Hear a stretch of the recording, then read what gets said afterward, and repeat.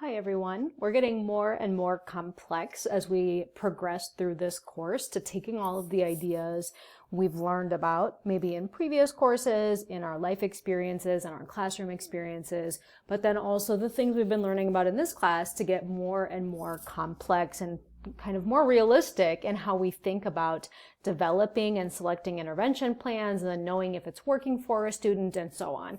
So what we're going to talk about today is really a combination of things that you've likely learned in some courses or that we've also talked about in this class as a way to kind of cycle through learning or recursively revisit some things so that we can be intentionally redundant and make sure that we're developing deep knowledge and understanding as we go along and not just leaving topics and things that we're learning about and never returning to them. It's best practice to return to those things and make sure we add on to it, elaborate, make new connections, and so on. And that's what we're doing today.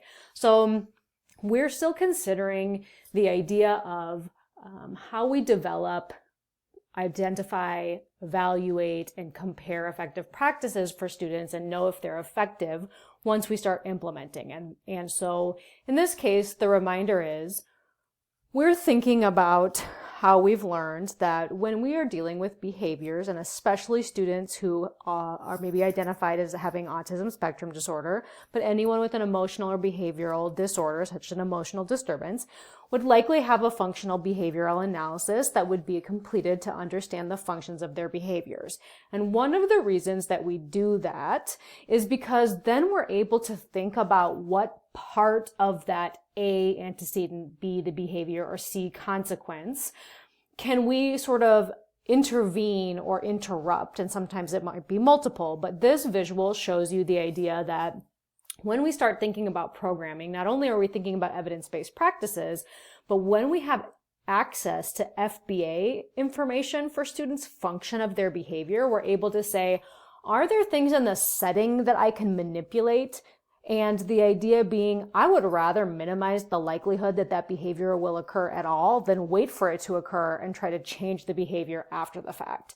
Likewise, is there something about the antecedent that I can change so that it doesn't happen? And so for some people, the setting or environment is the same. So you'll see on my next slides, it doesn't have both of them, but for the purpose of reminding ourselves about the kind of places where we could intervene for students, I'm separating them out for a second to think about things that we can minimize the likelihood that a behavior would ever occur. Can we withhold the antecedent? Can we add a prompt? Can we increase reinforcement for the desired behavior right away in the environment? Are there pre-corrections or choices or things that are predictable in the environment that we can manipulate so the behavior doesn't occur? Can we think about the behavior itself in terms of, is it a deficit in the student's ability to know how to engage in a specific behavior? Is it that they really don't have those skills? So then we have to teach them explicitly certain behaviors so that we can develop a temporary replacement behavior that leads to the ultimate desired behavior that they're able to engage in by teaching skills through an intervention?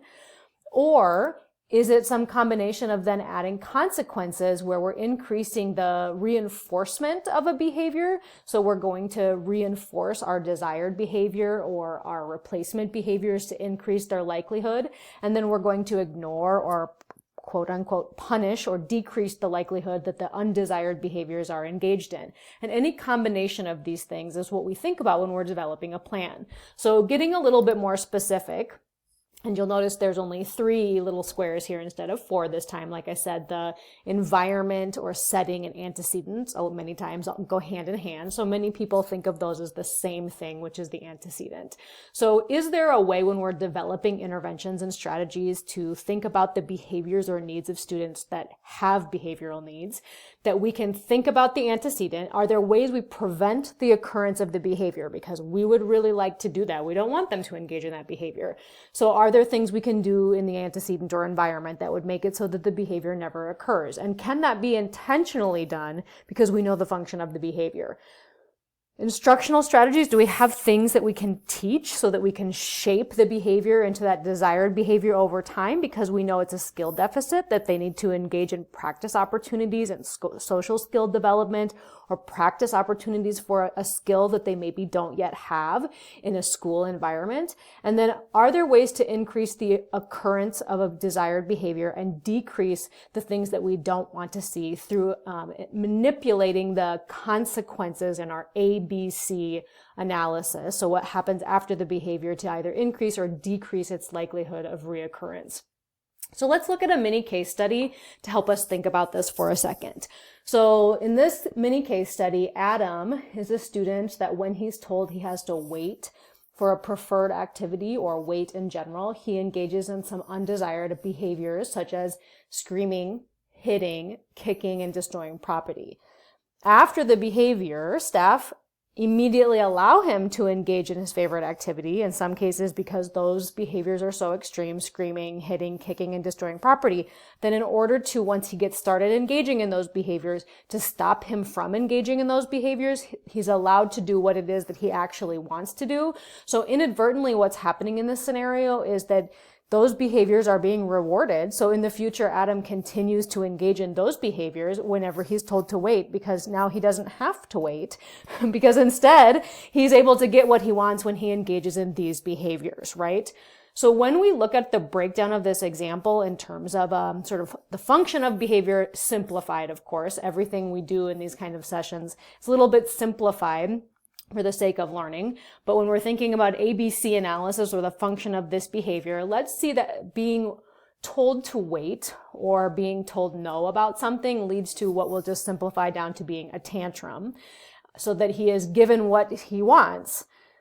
We think the function of the behavior through observation, that again, we're simplifying here, is to get and obtain access to his desired item or activities, that he wants to do the things he wants to do and not wait to engage in those things. And he has learned that when he has a tantrum, he is more quickly given what he wants rather than what he was asked to do, which is no, not right now, or we will do that in a little while. We're going to do that activity in 20 minutes.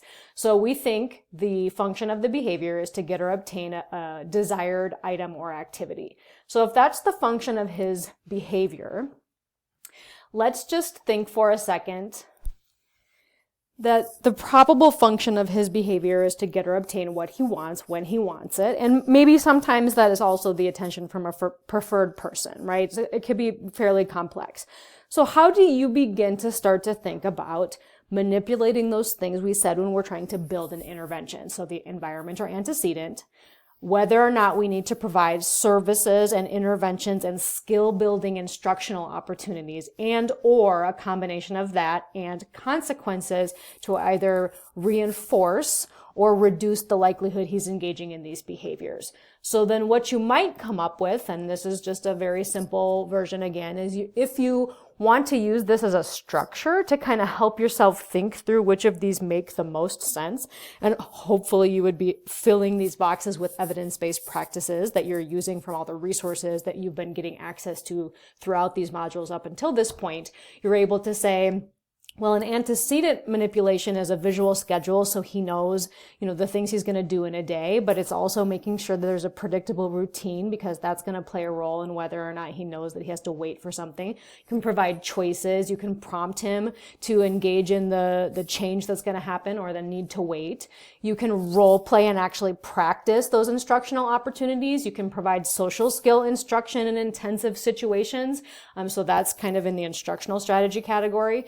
You can have consequence manipulation of reinforcing the desired behavior. So you're praising him when he does wait for maybe a specific amount of time, over time building the amount of time he's able to wait if that's the request, and ensuring when he engages in the problematic behaviors, we no longer inadvertently reward him by giving him what he wants, and instead it's no access to his desired outcomes when he's engaging in the unwanted behaviors. So in the next little presentation, we're going to take a look at what this starts to mean in terms of putting this into progress monitoring, because in this module, one of the things we're beginning to understand, and then we'll do this in the module that follows as well and get more in depth, is what it means to monitor progress on this complexity of behaviors and antecedents and environments and consequences in a meaningful way so that you can know whether or not your intervention is working, and if it's not working, what you should potentially do about it.